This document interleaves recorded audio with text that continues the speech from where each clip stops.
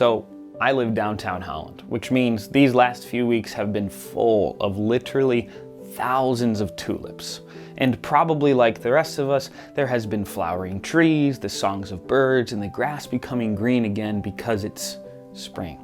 And the spring has always been a beautiful metaphor for followers of Jesus, for a resurrection kind of life, a reminder that our God is a God of rebirth and new life. But something we don't talk about as much is that rebirth and new life means that there has been death and old life.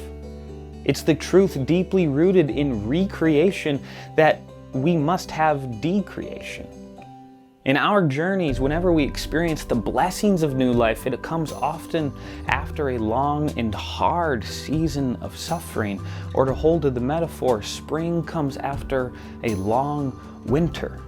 And the question that always arises in the midst of us, and that I run into time and time again, is, did God cause my suffering so that He could create this new life out of it? Did God create pain in my life so that He could redeem it?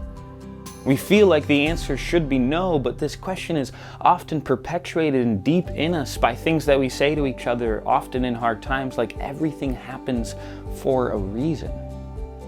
This reminds me of when Paul writes to the Philippians about being chained up in prison, saying, I want you to know that what has happened to me has actually served to advance the gospel. And because of my chains, many of the brothers and sisters have become confident in the Lord. So again, the question, did God put Paul in chains to minister to all the people in the prison? Well, that's not what he says. He says that it has actually served the gospel, but he doesn't say that God did this for that reason. Rather, God has redeemed Paul's chains and used it for good. Like Paul says elsewhere, God works all things together for the good of those who love Him. Not to say that God causes our suffering, but to say that God in Christ redeems our suffering.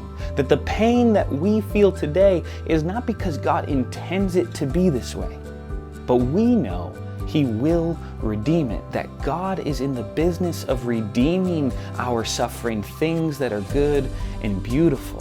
But that doesn't make Him the cause of that.